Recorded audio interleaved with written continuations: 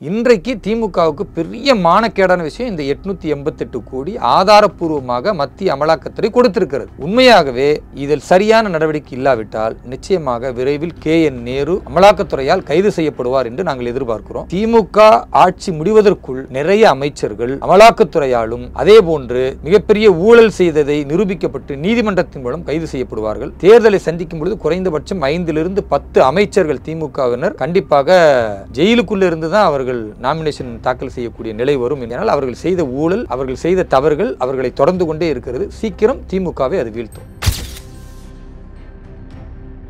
ஆதாரம் இல்லாமல் அமலாக்கத்துறை ஒரு தமிழகத்தினுடைய காவல்துறையின் உயரதிகாரிகள்கிட்ட டாக்குமெண்ட் கொடுக்க மாட்டாங்க. ஏன்னா அவங்க 2 பேரும் டாக்குமெண்ட் கொடுக்குறாங்கன்னா அவர் ஆட்சியாளர் என்ற அடிப்படையில் இல்லை எதிர்க்கட்சியின் அடிப்படையிலோ நாங்கள் பேசுவதில் அதில் பெரும்பாலும் ஆதாரம் இல்லை, இது அரசியலுக்காக பேசுகிறீர்கள் அப்படின்னு சொன்னா கூட அதில் ஒரு வாதம் இருக்கு, ஒரு லாஜிக் பேச முடியும். மத்திய அமலாக்கத்துறை மாநிலத்தினுடைய டிஜிபிக்கு 888 கோடி ரூபாய் 2518 பேரை சேர்ப்பதற்கு இன்னென்ன இடங்களில் இப்படி கையாடல் நடந்திருக்குன்னு அத்தனை ரெக்கார்டும் கொடுத்த பிறகு கைது செய்யாம தமிழக காவல்துறை வேடிக்கை பார்க்கும் என்றால் முழுக்க தமிழக காவல்துறை திமுகவுடைய ஏவல் துறையா மாறிடுச்சுன்றதை எல்லாருமே புரிஞ்சுக்குவாங்க. அப்புறம் மத்திய அரசு அதன் மீது நடவடிக்கை எடுப்பதற்கு அடுத்த கட்ட நடவடிக்கைகளை முன்னேற்பாடு செய்யும். உடனே இவர்கள் வழக்கம் போல என்ன செய்வாங்க, மத்திய அரசு பொய் வழக்கு போடுதுன்னுவாங்க. தேர்தலுக்கு பணம் திரட்டுவதற்கு திருடணும், அது மக்கள் வரி பணத்தை திருடணும்னு திமுக நினைக்கிறது. அதுக்கு தான் இந்த மாதிரி மேம்பாலத்துக்கு கீழே பூச்செடி வளர்க்குறோம்னு சொல்லி 25 கோடி போச்சு, இப்போ ஒரு 3 கோடி. அதுக்கப்புறம் நீங்க பாத்தீங்கன்னா பள்ளிக்கரணையில சதுப்பு நிலம், அந்த சதுப்பு நிலத்தை பட்டா நிலம் தான் அப்படின்னு முதலமைச்சரே பேசுறாரு. ஆனா அந்த சதுப்பு நிலத்தை பொறுத்த வரைக்கும் நீர்வளத்துறை இன்றைக்கு தெளிவுபடுத்தி இருக்கிறது. அந்த கட்டிடம் யார் கட்டுகிறார்களோ அவரிடத்துல கேட்ட ஆவணங்களை இன்னும் முறையா கொடுக்கல. முறையா கொடுக்காதப்ப அப்ப எப்படி நீங்க கெட்டுவதற்கான எல்லா அனுமதியும் கொடுத்தீங்க? தமிழக அரசு எப்படி கொடுக்கப்பட்டுச்சு? அது எப்படி தமிழக முதல்வர் அது பட்டா நிலம் தான் பேசுறாரு? எவ்வளவு பெரிய கொடுமை பாருங்க. ஆட்சி முடிய போது எவ்வளவு கொள்ளையடிக்க முடியும் கல்லா கட்டணும்.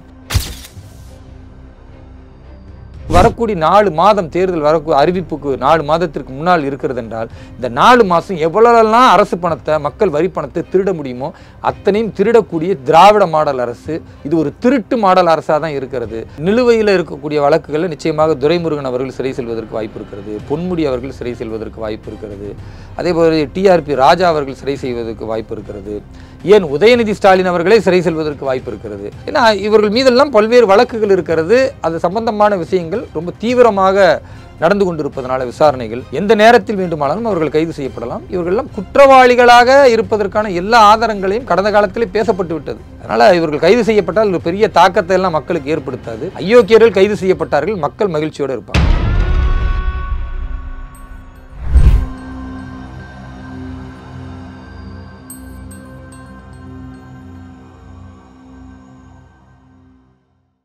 ரியலோ நேர்களுக்கு வணக்கம். இன்று நம்மளுடைய நேர்காணலுக்கு பாஜகவின் சிறுபான்மை பிரிவு தேசிய செயலாளரான திரு வேலூர் இப்ராஹிம் அவர்கள் இணைஞ்சிருக்காங்க. சார் வணக்கம். வாழ்க வளமுடன். நேரு அவர்கள் சமீபத்தில் அவருடைய டிபார்ட்மெண்ட் நகர்ப்புற வளர்ச்சித்துறையில் அதாவது அந்த துறைக்கு சாராத ஆட்களை வேலை கொடுத்து தேர்ந்தெடுத்திருப்பதா ஒரு ஊழல் விஷயம் EDயே அறிவிப்பு கொடுத்திருந்தாங்க. இந்த ஒரு கேஸை பொறுத்த வரைக்கும் பார்த்தோம் அப்படின்னா நேரு அவர்கள்ட்ட சரியான முறையில் தான் தேர்வு நடந்திருக்கு அப்படிங்கிற மாதிரியான அவருடைய கருத்தை பதிவு பண்ணியிருந்தார். ஆனால் பின்னணியில் இருக்கக்கூடிய ஒரு தகவல்கள்லாம் வச்சு பார்க்கும்போது பணம் வாங்கிட்டு ஒரு வேலைக்கு 35 லட்சம் கிட்ட டார்கெட் பண்ணி வாங்கியிருக்காங்க அப்படிங்கிற செய்திகள்லாம் பார்க்க முடியுது. ஸோ இந்த ஒரு விஷயத்தை EDயே வெளிக்கொண்டு வந்திருக்கிறத எப்படி பார்க்குறீங்க? மத்திய அமலாக்கத்துறை தமிழக DGP இடத்துல KN நேரு உள்ளிட்ட அவருடைய சகோதரர்கள் 888 கோடி ரூபாய்களை இப்படி ஒரு ஆளுக்கு 35 லட்சத்தில் ஸ்டார்ட் பண்ணி ஓவராலாக 888 கோடிகள் முறைகேடு செய்திருக்கிறார்கள் என்பதை ஆவணப்படுத்தி கொடுத்திருக்கிறது. ஒன்று. இரண்டாவது, 2518 பேருக்கு இந்த மாதிரியான வேலை வாய்ப்புகளை வாங்கி தருவதற்காக இந்த பணம் பெரிய அளவிற்கு சட்டவிரோதமாக பயன்படுத்தப்பட்டிருக்கிறது என்பது அதனுடைய குற்றச்சாட்டு. அதற்கான ஆவணங்களை எல்லாம் மத்திய அமலாக்கத்துறை தமிழகத்தினுடைய DGP இடத்தில் ஒப்படைத்து இதன் மீது நடவடிக்கை எடுக்க வேண்டும் என்று சொல்லி இன்றைய தேதி வரை நடவடிக்கை எடுக்கப்படலை. இப்போ நடவடிக்கை எடுக்கப்படலைன்னா நடவடிக்கை எடுப்பதற்கான அடுத்த கட்ட வேலையை நிச்சயமாக அமலாக்கத்துறை செய்யும். இதில் என்ன அப்படின்னு பார்த்தீங்கன்னா KN நேரு திமுகவுடைய அமைச்சர், அவருக்கு கீழே இருக்கிற அவருடைய 2 சகோதரர்கள், அவர்கள் தான் இந்த பணப்பரிமாற்றத்தில் சட்டவிரோதமான காரியங்களில் அதே போன்று அரசு வேலை வாங்கி தருவதற்காக வரக்கூடிய அந்த பண கையாடல்கள் இவ்வளவுமே நடந்திருக்கு. இதை மறைப்பதற்கு தான் இன்னைக்கு திமுக இது பெரிய விஷயமா வந்துட்டா திமுக ஆட்சியினுடைய மிகப்பெரிய ஊழல் ஆட்சி அப்படின்னு திரும்ப மக்கள் பேச ஆரம்பிச்சிருவாங்க. அதுக்கு ஒரு கிமிக் காட்டணும் அப்படின்றதுக்காகத்தான் திடீர்னு சினிமா படம் வெளியே வந்துச்சுன்னா அதுக்கு பக்கம் பக்கமாக வாழ்த்துக்கள் சொல்லி சினிமா நடிகர்களை எல்லாம் கூப்பிட்டு ஐயா ஸ்டாலின் அவர்கள் பதக்கங்கள் கொடுப்பதும், திடீரென்று இல்லாத ஒரு பாதிப்பு ஆனால் எஸ்ஐஆர்னு ஒன்றை கொண்டு வந்து அவர் ஆட்சியில் நடக்கும்போது அவருடைய அதிகாரிகளே விசாரிக்கக்கூடிய நேரத்தில் அந்த விசாரித்து வாக்காளர்களை சேர்க்கறதுல திமுக காரர்களை மட்டும் ஏமாற்றிடுவாங்க அப்படின்னு ஒரு பாவலா காட்டி அவர் அனைத்து கட்சி கூட்டம் நடத்துகிறதா இருக்கட்டும். அதே போன்று நீங்கள் பார்த்தீர்கள் என்றால் இன்றைக்கு புதிதாக அவர் புதுசாக ஒரு திட்டங்களை கொண்டு வரன்னு சொல்லி விளம்பரப்படுத்தி ஒவ்வொரு நாளிதழ்லையும் முழு பக்க விளம்பரத்தை கொடுத்து அதுதான் இன்றைக்கு ஊடகங்கள் பேசணும் அப்படின்னு கட்டமைக்கப்படக்கூடிய ஊடகவியலாளர்களை கையில் வைத்திருப்பதாக இருக்கட்டும். இது எல்லாம் எதற்காக என்றால் இன்றைக்கு திமுகவுக்கு பெரிய மானக்கேடான விஷயம் இந்த 888 கோடி ஆதாரப்பூர்வமாக மத்திய அமலாக்கத்துறை கொடுத்திருக்கிறது. உண்மையாகவே இதில் சரியான நடவடிக்கை இல்லாவிட்டால் நிச்சயமாக விரைவில் KN நேரு அமலாக்கத்துறையால் கைது செய்யப்படுவார் என்று நாங்கள் எதிர்பார்க்கிறோம். திமுக ஆட்சி முடிவதற்குள் நிறைய அமைச்சர்கள் அமலாக்கத்துறையாலும் அதே போன்று மிகப்பெரிய ஊழல் செய்ததை நிரூபிக்கப்பட்டு நீதிமன்றத்தின் மூலம் கைது செய்யப்படுவார்கள். தேர்தலை சந்திக்கும் பொழுது குறைந்தபட்சம் 5 to 10 அமைச்சர்கள் திமுகவினர் கண்டிப்பாக ஜெயிலுக்குள்ளே இருந்து தான் அவர்கள் நாமினேஷன் தாக்கல் செய்யக்கூடிய நிலை வரும் என்று எதிர்பார்க்கிறோம். ஏனால் அவர்கள் செய்த ஊழல், அவர்கள் செய்த தவறுகள் அவர்களை தொடர்ந்து கொண்டே இருக்கிறது. சீக்கிரம் திமுகவை அது வீழ்த்தும். கைதாகப்படக்கூடிய அளவுக்கு உண்டான ஆதாரம் மீடி கையில் இருக்கா? ஈடு கையில் இருக்கா இல்லைங்க, அமலாக்கத்துறை கொடுத்துருச்சு, டிஜிபி அவர்களிடத்தில் கொடுக்கப்பட்டு விட்டது. இனி டிஜிபி அவர்கள் தான் நடவடிக்கை எடுக்கணும். அதில் தான் தாமதம் இருக்கிறது. அதனால தான் இன்றைக்கு இந்த சர்ச்சை பெருசாக வெடித்து கொண்டிருக்கிறது. இது தாமதம் எல்லை மீறினால் நிச்சயமாக அமலாக்கத்துறை அதனுடைய கடமையை செய்வதற்கு முன்னேற்பாடுகளை முன்னிறுத்தும். ஸோ அதன் அடிப்படையில் தான் சொல்கிறோம், இந்த கைது கண்டிப்பாக நடக்கும் என்று நாங்கள் எதிர்பார்க்கிறோம். கைது அப்படின்ட்டு எப்படி உறுதியாக சொல்கிறீங்க? ஆதாரம் இல்லாமல் அமலாக்கத்துறை ஒரு தமிழகத்தினுடைய காவல்துறையின் உயரதிகாரிகள்கிட்ட டாக்குமெண்ட் கொடுக்க மாட்டாங்க. ஏன்னா அவங்க 2 பேரும் டாக்குமெண்ட் கொடுக்குறாங்கன்னா அவர் ஆட்சியாளர் என்ற அடிப்படையிலோ இல்லை எதிர்க்கட்சி என்ற அடிப்படையிலோ நாங்கள் பேசுவதில் அதில் பெரும்பாலும் ஆதாரம் இல்லை, இது அரசியலுக்காக பேசுகிறீர்கள் அப்படின்னு சொன்னால் கூட அதில் ஒரு வாதம் இருக்குது, ஒரு லாஜிக் பேச முடியும். மத்திய அமலாக்கத்துறை மாநிலத்தினுடைய டிஜிபிக்கு 888 கோடி ரூபாய் 2518 பேரை சேர்ப்பதற்கு இன்னென்ன இடங்களில் இப்படி கையாடல் நடந்திருக்குன்னு அத்தனை ரெக்கார்டும் கொடுத்த பிறகு இப்போ நான் கைது செய்யாமல் தமிழக காவல்துறை வேடிக்கை பார்க்கும் என்றால் முழுக்க தமிழக காவல்துறை திமுகவுடைய ஏவல் துறையாக மாறிடுச்சுன்றதை எல்லாருமே புரிஞ்சுக்குவாங்க. அப்புறம் மத்திய அரசு அதன் மீது நடவடிக்கை எடுப்பதற்கு அடுத்த கட்ட நடவடிக்கைகளை முன்னேற்பாடு செய்யும். உடனே இவர்கள் வழக்கம் போல் என்ன செய்வாங்க, மத்திய அரசு பொய் வழக்கு போடுதுன்னுவாங்க. ஆதாரத்தை கொடுத்தாச்சு, கைது செய்யலைன்னா அடுத்த கட்ட நடவடிக்கை எடுக்க வேண்டியது ஒரு அரசின் கடமை இல்லையா? அதை நிச்சயமாக அரசு செய்யும்.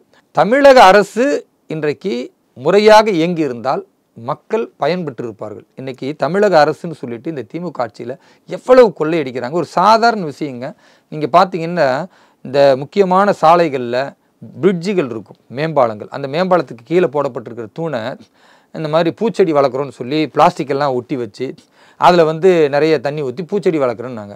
அதுக்கு எவ்வளோ 25 கோடி ரூபாய் ஒதுக்குனாங்க. இன்றைக்கி அந்த மேம்பாலங்கள்லாம் போய் பாருங்கள், அந்த பிளாஸ்டிக்கெல்லாம் இதாகி மக்கி போய் உதிர்ந்து போய் குப்பையாக இருக்குது. 10 காசுக்கு பிரயோஜனம் இல்லை. 25 கோடி எங்கே போச்சு? யாராவது கேட்டாங்களா? நீங்கள் பூச்செடி வளங்குன்னு கேட்டாங்களா? அதுக்கு 25 கோடி ஆகுமா? அப்போ கொள்ளையடிக்கிறது. சரி, இப்போ எல்லாம் உதிர்ந்து போன பிறகு மறுபடியும் சொல்கிறாங்க மீண்டும் நாங்கள் 3 கோடி ரூபா ஒதுக்குறோம். எதுக்கு? மறுபடியும் பூ வளர்க்க போகிறீங்களா? எப்போ இருந்ததே ஒன்றும் இல்லாமல் போயிடுச்சு, இப்போ மறுபடியும். அப்போ தேர்தலுக்கு பணம் திரட்டுவதற்கு திருடணும், அது மக்கள் வரி பணத்தை திருடணும்னு திமுக நினைக்கிறது. அதுக்கு தான் இந்த மாதிரி மேம்பாலத்துக்கு கீழே பூச்செடி வளர்க்குறோன்னு சொல்லி 25 கோடி போச்சு. இப்போ ஒரு 3 கோடி. அதுக்கப்புறம் நீங்கள் பார்த்தீங்கன்னா பள்ளிக்கரணையில் சதுப்பு நிலம், அந்த சதுப்பு நிலத்தை பட்டா நிலம் தான் அப்படின்னு முதலமைச்சரே பேசுகிறாரு. ஆனால் அந்த சதுப்பு நிலத்தை பொறுத்த வரைக்கும் நீர்வளத்துறை இன்றைக்கு தெளிவுபடுத்தியிருக்கிறது. அந்த கட்டிடம் யார் கட்டுகிறார்களோ அவரிடத்துல கேட்ட ஆவணங்களை இன்னும் முறையாக கொடுக்கலன்னு. முறையாக கொடுக்காதப்ப அப்போ எப்படி நீங்கள் கெட்டுவதற்கான எல்லா அனுமதியும் கொடுத்தீங்க? தமிழக அரசு எப்படி கொடுக்கப்பட்டுச்சு? அது எப்படி தமிழக முதல்வர் அது பட்டா நிலம் தான் பேசுகிறாரு?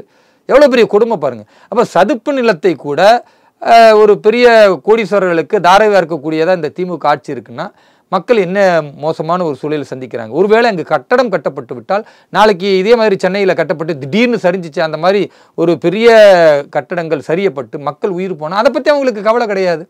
அன்றைக்கி திமுக தோற்று போய் இருக்கும், வழக்கம் போல் ஏதாவது ஒரு பொய்யை சொல்லுவாங்க. அப்போ சதுப்பு நிலங்களை, அரசு நிலங்களை கூட அல்லது நீர்வளத்துறை அமைச்சகம் முறையாக அனுமதி தராத இடத்தில் கூட இவர்கள் திமுக அனுமதி கொடுத்து ஒவ்வொரு அதிகாரிகளும் அதற்காக வரிந்து பேசுகிறார்கள் என்றால் ஆட்சி முடிய போது எவ்வளவு கொள்ளையடிக்க முடியும் கல்லா கட்டணும்னு. இப்போ நான் வரும்பொழுது பார்க்குறேன், ஒவ்வொரு மெயின் ரோட்டில் சாலைகள்ல எல்லாம் வந்து இந்த மலை ஒரு மலைக்கே வந்து ரோடு அங்கங்கே பள்ளமாக இருக்குது. இந்த பள்ளத்தை மறைப்பதற்கு பேட்ஜ் ஒர்க்குன்னு சொல்லி அங்கங்கே தாரை கொட்டி இப்படி பூசி மொழிவி கொண்டு இருக்கிறார்கள். அடுத்த மழை வந்துச்சுன்னா அது மறுபடி பீந்து போய்விடும். அப்போ இந்த பூசி மொழுவுறதுக்கு இதுக்கு பல கோடி ரூபாய் இவர்கள் ஒதுக்கி நாங்கள் பார்த்தீங்கன்னா ரோடை செப்பனிட்டோம் அப்படின்னு. அப்போ இன்றைக்கு வரக்கூடிய 4 மாதம் தேர்தல் அறிவிப்புக்கு 4 மாதத்திற்கு முன்னால் இருக்கிறது என்றால் இந்த 4 மாதம் எவ்வளோலாம் அரசு பணத்தை மக்கள் வரி பணத்தை திருட முடியுமோ அத்தனையும் திருடக்கூடிய திராவிட மாடல் அரசு. இது ஒரு திருட்டு மாடல் அரசாக தான் இருக்கிறது. அதனால் சாலை போடாமல் பேட்ச் ஒர்க்குன்னு ஏமாத்துறது, மேம்பாலங்களுக்கு கீழே பூச்செடிகள்லாம் வைக்கிறோன்னு சொல்லிட்டு அது உதிர்ந்து போய்விட்டது, பிளாஸ்டிக்கே அங்கே காணும், மீண்டும் 3 கோடி எக்ஸ்ட்ரா ஒதுக்குறேன்னு மக்கள் பணத்தை ஏமாத்துறது, அரசு நிலத்தை அதே போன்று சதுப்பு நிலத்தை பள்ளிக்கரணை நிலம் நீர்வளத்துறை அமைச்சகம் வந்து முறையாக அனுமதி தரலன்னா கூட அது பட்டாளாண்டுன்னு சொல்லி முதலமைச்சர் பேசுவதும் அங்கே அனுமதி கொடுத்த அரசு அதிகாரிகள் அதற்கு வரிந்து கொட்டி கொண்டு நிற்பதும் இதையெல்லாம் மக்களை மதிக்காமல் கொள்ளையடிக்கக்கூடிய அரசாக திமுக ஆட்சி நடந்து கொண்டு இருக்கிறது. இதுக்கு மாதிரி 100 ஆதாரம் கொடுக்க முடியும். அதையெல்லாம் அவர்கள் கண்டுகொள்ளாமல் இருப்பதற்கு காரணம் 1000 ரூபாவும் சாராயத்தையும் கொடுத்து ஊடக விளம்பரத்தின் மூலம் பளபளக்கும் ஒரு பட்டொலி வீசி பறந்து விடலாம் என்று நினைக்கிறார்கள். பரிதாபம் அவர்களுக்கு ஏற்பட போகிறது. பாவப்பட்ட மக்கள் பதிலடி கொடுக்க தயாராக இருக்கிறார்கள். திமுகவை நிச்சயமாக மக்கள் வீழ்த்துவார்கள். இந்த விஷயத்தை பொறுத்த வரைக்கும் இந்த பள்ளிக்கரணை கேஎன்ஆர் ரிலேட்டபிளான இந்த ஒரு 2 விஷயமும் பெரிய லெவலில் இருக்குல்ல. 5லேருந்து ஒரு 8 அமைச்சர்கள் கிட்ட சிறை செல்வாங்க அப்படின்ட்டு வந்து சொன்னீங்கல்ல, எந்தெந்த அமைச்சர்கள்னு சொல்ல முடியுமா? அதாவதுங்க, எந்தெந்த அமைச்சர்கள் சிறை செல்வார்கள் அப்படின்ட்டு சொல்கிறத விட அது அரசும் ஆட்சியும் தான் முடிவு செய்ய வேண்டும். ஆனால் இயல்பாக நம்ம பார்க்கும் பொழுது நிலுவையில் இருக்கக்கூடிய வழக்குகளில் நிச்சயமாக துரைமுருகன் அவர்கள் சிறை செல்வதற்கு வாய்ப்பு இருக்கிறது, பொன்முடி அவர்கள் சிறை செல்வதற்கு வாய்ப்பு இருக்கிறது, அதேபோல் டிஆர்பி ராஜா அவர்கள் சிறை செய்வதற்கு வாய்ப்பு இருக்கிறது, ஏன் உதயநிதி ஸ்டாலின் அவர்களே சிறை செல்வதற்கு வாய்ப்பு இருக்கிறது. ஏன்னா இவர்கள் மீதெல்லாம் பல்வேறு வழக்குகள் இருக்கிறது. அது சம்பந்தமான விஷயங்கள் ரொம்ப தீவிரமாக நடந்து கொண்டிருப்பதனால விசாரணைகள் எந்த நேரத்தில் வேண்டுமானாலும் அவர்கள் கைது செய்யப்படலாம். இவர்களெல்லாம் குற்றவாளிகளாக இருப்பதற்கான எல்லா ஆதாரங்களையும் கடந்த காலத்திலே பேசப்பட்டு விட்டது. அதனால் இவர்கள் கைது செய்யப்பட்டால் ஒரு பெரிய தாக்கத்தை எல்லாம் மக்களுக்கு ஏற்படுத்தாது. அயோக்கியர்கள் கைது செய்யப்பட்டார்கள், மக்கள் மகிழ்ச்சியோடு இருப்பாங்க. ராணிப்பேட்டை சட்டமன்ற தொகுதி வேட்பாளராக 2026 நீங்கள் களம் காண்றீங்க இல்லையா? ராணிப்பேட்டை சட்டமன்றத்தினுடைய பொறுப்பாளராக பாரதிய ஜனதா கட்சி என்னை அறிவித்திருக்கிறது. ராணிப்பேட்டை அப்படிங்கிறது வந்து திமுகவில் துரைமுருகன் அவர்கள்லாம் நின்ன ஒரு தொகுதி. துரைமுருகன் நின்ற தொகுதி. இன்றைக்கு ஆர் காந்தி என்கிற அமைச்சர், கைத்தறித்துறை அமைச்சர், அவர் பேரில் தான் காந்தி இருக்க வழிய காந்தி நோட்டை பயன்படுத்தி எப்படி ஜெயிக்கணும்னு தந்திரம் தெரிஞ்ச ஒரு அமைச்சர். அந்த தொகுதியை பொறுத்த வரைக்கும் நீங்கள் பார்த்தீங்கன்னா பெரிய அளவிற்கு மாசடைந்த தொகுதி. நிலத்தடி நீர் முற்றிலுமாக நஞ்சாக மாறி போயிடுச்சு. டிசிசிஎல்னு சொல்லக்கூடிய ஒரு நிறுவனம் ஆரம்பிக்கப்பட்டு குரோமியம் கழிவுகள் இன்றைக்கும் தேங்கி இருக்குது. நேற்றைய தினம் நான் அதை நேரில் போய் ஆய்வு பண்ணேன். அந்த தண்ணீர் எல்லாமே வந்து மஞ்சள் நிறமாக மாறி போச்சு. எல்லாமே நாற்றம் அடிக்குது. அங்கே இருக்கக்கூடிய ஏரி குளங்கள் எல்லாம் போய் நான் நேரடியாக பார்க்கும் பொழுது நாற்றம் அடிக்கிறது. விவசாய நிலங்கள் எல்லாம் விவசாயம் செய்ய முடியாமல் மடிந்து போய்விட்ட காரணத்தினால விவசாய நிலத்தில் முற்றிலுமாக முள்வேலிகள் எல்லா இடங்களிலும் இந்த முள்செடி புதர் மாதிரி பெருகி கிடக்கிறது. அதை பயன்படுத்துகிற தண்ணியில் 9 பேரில் ஒரு ஆளுக்கு கேன்சர் வரக்கூடிய வாய்ப்பு இருக்குன்னு சுகாதாரத்துறை அமைச்சகம் மூலியமாக அந்த செய்தி இன்றைக்கு வெளிவந்திருக்கிறது. இப்படி ஒரு சட்டமன்ற தொகுதி ஒரு பெரிய அபாயகரமான, மக்களுக்கு அந்த மண்ணே ஒரு நோய் வரக்கூடிய அல்லது நஞ்சாகக்கூடிய ஒரு நிலை இருக்கிறது என்றால் 15 ஆண்டு காலம் தொடர்ந்து சட்டமன்ற உறுப்பினராக இருக்கக்கூடிய இன்றைக்கு கைத்தறித்துறை அமைச்சர் இருக்கிற ஆர் காந்தி என்ன செய்தார் என்கிற கேள்விக்கு அவர்கிட்ட பதில் கிடையாது. அவர் என்ன நினைக்கிறான்னா, அங்கே வேலை வாய்ப்பு இல்லாமல் நிறைய மக்கள் இருக்கிறாங்க, அவங்களுக்கெல்லாம் 1000 ரூபா சாராயத்தையும் கொடுக்கலாம் அப்படின்னு நினைக்கிறாங்க. மக்கள் அதை விரும்பலை. சிப்காட் தொழிற்சாலை இருந்துச்சு, இன்றைக்கி அதில் நிறைய தொழிற்பேட்டைகள் மூடிட்டாங்க. அப்போ அது மக்கள் அங்கே இளைஞர்கள் வேலை வாய்ப்பு இல்லாமல் வெவ்வேறு மாநிலங்களுக்கு வெவ்வேறு மாவட்டங்களுக்கு இன்றைக்கு போய் கொண்டு இருக்கிறார்கள். அங்கே தொழில் வளம் இல்லை. ஏன் இல்லை அப்படின்ற கேள்விக்கு பதில் இல்லை. 1995 அந்த குரோமியம் தொழிற்சாலை மூடப்பட்டிருக்கு. 95 2014 வரைக்கும் 10 வருஷம் இதே திமுக மத்தியில் கூட்டணியாகத்தான் இருந்துச்சு. மத்திய அரசை கொண்டு இவர்கள் அந்த குரோமியம் கழிவுகளை ஏன் அகற்றலை என்ற கேள்விக்கு திரு ஆர் காந்தி அமைச்சரிடத்தில் பதில் இல்லை. அவரை பொறுத்தவரை மகாத்மா காந்தி மாதிரி மாறணும்னு நினைக்கலன்னா கூட குறைந்தபட்சம் மக்களுக்கு சேவை செய்யக்கூடிய காந்தியாக அவர் மாறி இருக்கலாம். ஆனால் அவர் காந்தி நோட்டை வச்சு மக்களை வந்து வேட்டு வைக்கக்கூடிய வேலையை பார்க்குறாரு. அவர் மட்டும் 1க்கு 3 பங்களாக்கள் அதே ராணிப்பேட்டையில் இன்றைக்கும் கூட பல கோடி ரூபாய் மதிப்பில் பங்களா கட்டி கொண்டு இருக்கிறார். நானே பார்த்து கொண்டிருந்தேன். அப்போ இதெல்லாம் எதுக்கு சொல்ல வரேன்னா, மக்கள் பணத்தை மக்களுடைய ரத்தத்தை 20 கோடி ரூபாய் செலவில் அந்த பங்களா கட்டப்படுவதாக தகவல் தெரிவித்தாங்க. நேரிலேயே நான் போய் பார்த்தேன்.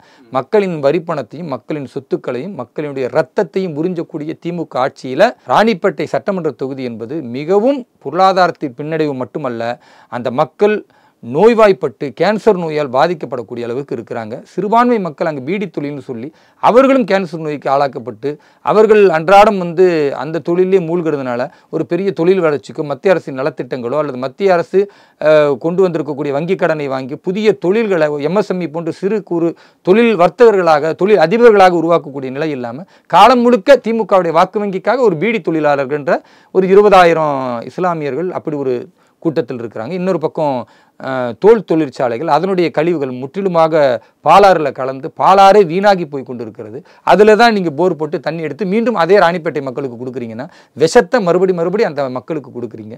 இந்த கொடுமைகளை எல்லாம் நான் மக்களிடத்தில் கொண்டு போகிறேன்.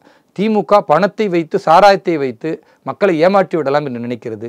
நாங்கள் மக்களுடைய மனங்களை வென்று உண்மையை ஜனநாயகத்தை தர்மத்தை நிலைநாட்ட உண்மையான வளர்ச்சியை ராணிப்பேட்டை சட்டமன்ற தொகுதிக்கு கொடுக்க வேண்டும் என்று உழைக்கிறோம். அதற்காக ஒரு சட்டமன்ற பொறுப்பாளராக நானும் என்னோட அமைப்பாளர்கள் இணையமைப்பாளர்கள் ஒன்றிய தலைவர்கள் எல்லோரும் இணைந்து கடுமையாக உழைத்து கொண்டிருக்கிறோம். தேசிய ஜனநாயக கூட்டணியின் வேட்பாளர் அங்கு அறிவிக்கப்பட்ட பிறகு நிச்சயமாக அந்த தொகுதியினுடைய வெற்றி கனியை பறித்து கொடுப்பது எங்களுடைய கடமை. அதை நான் செய்வேன். பல விஷயங்கள் பேசணும். நன்றி சார். நன்றி, வாழ்த்துக்கள்.